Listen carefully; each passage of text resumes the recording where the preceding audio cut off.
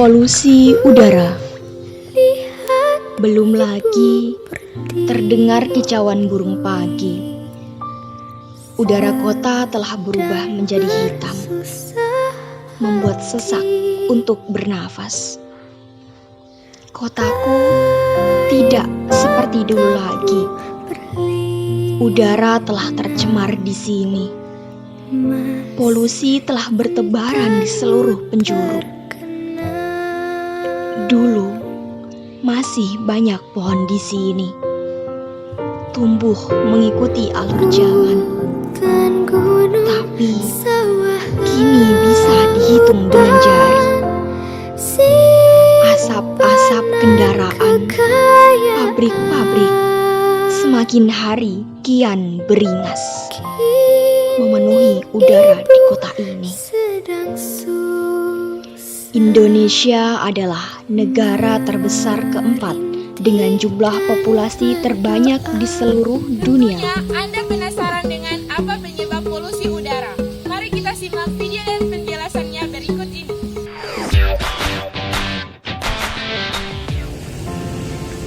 Indonesia adalah negara terbesar nomor 4 dengan jumlah populasi terbanyak di seluruh dunia.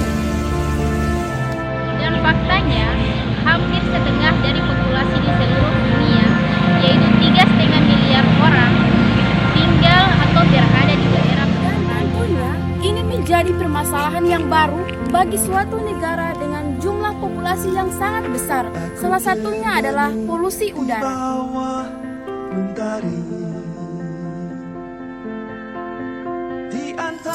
Apakah kalian tahu bagaimana polusi mempengaruhi badan kita? Nah, terdapat dua cara polusi memasuki udara. Yang pertama, point source, di mana polutan berasal dari satu sumber seperti emisi pabrik. Yang kedua yaitu non-point source, di mana polutan berasal dari banyak sumber seperti mobil. Terdapat dua jenis polusi. Yang pertama, polutan primer, di mana polutan primer dapat menyebabkan kerusakan secara langsung. Yang kedua yaitu polutan sekunder, di mana polutan terbentuk sebagai hasil reaksi antara polutan primer dan komponen udara. Tiga organ utama yang dipengaruhi oleh polusi udara adalah tiga organ yang sangat penting, yaitu paru-paru, jantung, dan otak. Polutan udara adalah muatan molekul kecil yang dapat dengan mudah masuk ke dalam organ di saat kita bernapas. Mereka dapat menyebabkan inflamasi di paru-paru yang dapat menyebabkannya kehilangan kapasitas mengurangi fungsinya seiring waktu. Penumpukan polutan ini dapat menyebabkan penyakit pada paru-paru seperti asma, emfisema, bronkiolitis, dan bahkan kanker.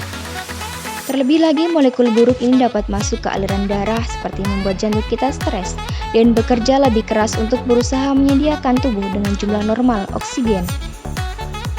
Molekul-molekul ini bisa menyebabkan inflamasi dan konseksi pada pembuluh darah yang bisa juga menyebabkan stroke jika pembuluh darah yang terlibat berhubungan dengan otak. Nah, hal ini dapat menyebabkan kondisi yang mengancam nyawa seperti serangan jantung maupun stroke. Biasanya mereka yang rentan terhadap masalah kesehatan akibat polusi udara adalah mereka yang mempunyai kondisi pada jantung dan paru-paru, ibu hamil, kerja di luar ruangan, orang tua, anak-anak di bawah umur 14 tahun, dan atlet yang berlatih di luar ruangan. Jadi, bagaimana cara kita pencegahannya? Nah, sebagai generasi milenial, hal apakah yang harus kita lakukan untuk mengurangi polusi udara? Yang pertama yaitu jalan kaki.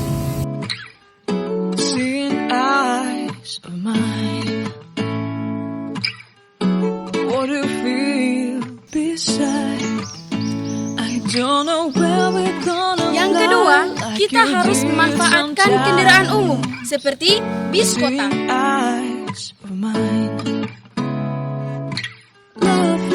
Dan yang ketiga yaitu bersepeda. Nah, selain untuk mengurangi polusi, dengan bersepeda juga tentunya dapat menyehatkan badan loh teman-teman.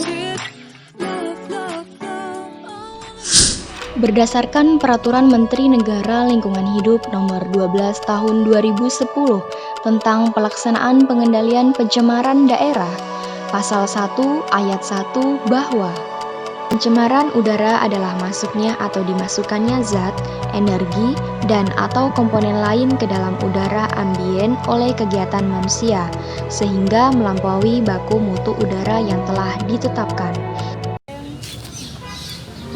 Halo guys, nah itulah video singkat dari kami terkait dengan penjelasan polusi udara. Terima kasih telah menyaksikan video kami dan jangan lupa Like, komen, dan subscribe. Dadah!